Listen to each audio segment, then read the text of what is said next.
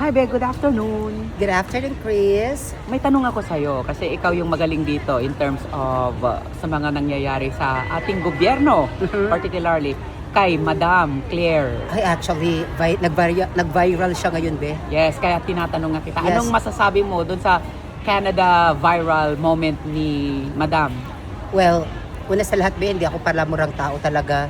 'Di ba? Alam mo 'yan. At saka pag nakarinig ako, medyo sabi ko, "Besh," 'di ba? Yes. Hindi mo ako narinig, Besh. Puwira lang talaga pag galit na galit ako. Ganun talaga, normal na reaction 'yun ng mga tao. Oh. Kasi, be, Mm. galit ang mga tao, be.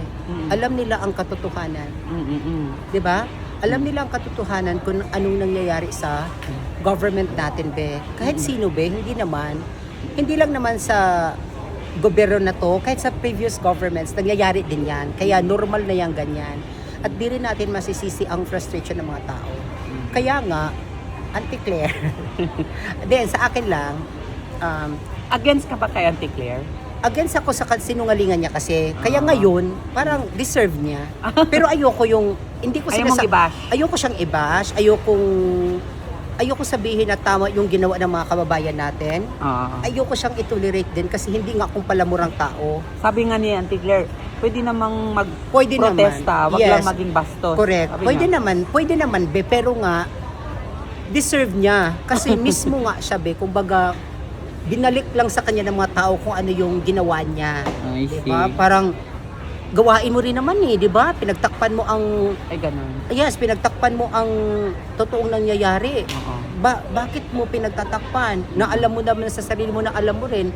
Kaya, ang mga tao rin, Galit din sa kanya. Lalo na sa mga Correct. pro pero sa politiko, Ano ba yung pro Duterte ba yung mga yon or against lang talaga sila sa hindi ko alam, be. sa corruption? Kasi ang sa atin kasi sa politics, be, pag galit, against. Pag tahimik, pag galit, DDS. Pag tahimik, Correct. pinklawan. Correct. Parang ganun. Kasi safe kasi ang mga So, yung pinklawan. mga Pero tao- wala na sa akin yung DDS ka, pinklawan ka, wala na sa akin yan. So sa paligay mo yung mga Pilipino doon sa Canada is hindi siya anti-Duterte, hindi rin siya pinklawan. Kumbaga mga taong Pilipino na ano lang talaga, concern sa malinis na gobyerno. Oo naman. Ay, Kahit sino okay. naman, Besh. Kaya nga, Besh. Kaya ito lang ang sasabihin ko, Besh, no?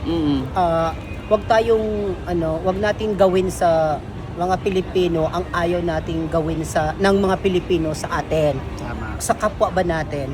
Correct. 'Di ba? So hindi yung dahilan na para sabihin niyang ipa-deport ang mga Pilipinong ng Oo, bastos. ipapadeport Pero be, yung daw, sinabi hahanapin talaga ng daw, mga tao be na pangit siya kasi sabi doon sa interview, sinabihan ako na pangit ako. Legit yun? Legit talaga Hindi ko yun. napanood yung interview. Yes, be. Pangit talaga siya. I'm against bullying. Oo. Hindi ako mapanglait na tao. Pangit talaga siya. Sa mukha. Ba- Or mukha- pumapangit ang isang tao dahil pangit ang ugali. Yes, sa ugali niya, be. Ganon. Sa ugali niya, be. Mm. Aminin natin, may pangit talaga, may maganda. Wag na tayong pagka-plastic Oo. na ang kagandahan nagsimula sa panloob. No. Unang-una sa lahat, nakikita mo talaga ang unang kagandahan ay nagsimula sa Physical na. physical talaga. Ako Na- naman, ang na tingin ko anyo. sa kagandahan, yung kapag maganda ang ugali, nagiging maganda na siya sa paningin ko. Ang problema nga sa kanya, be, hindi na nga siya maganda. Kasi kahit anong ganda, kahit anong kinis, kung pangit ang ugali, bulok Correct. ang tingin ko sa Correct. Ang problema nga, be, hindi na nga siya maganda sa panlabas, hindi pa siya maganda sa panloob. Ayun. Kayong mga kababayan ko, ano magiging reaction nyo doon sa kaganapan na yon? Mag-comment kayo dyan and follow for more. It's your Maria Ravadora ng Thailand. Bye!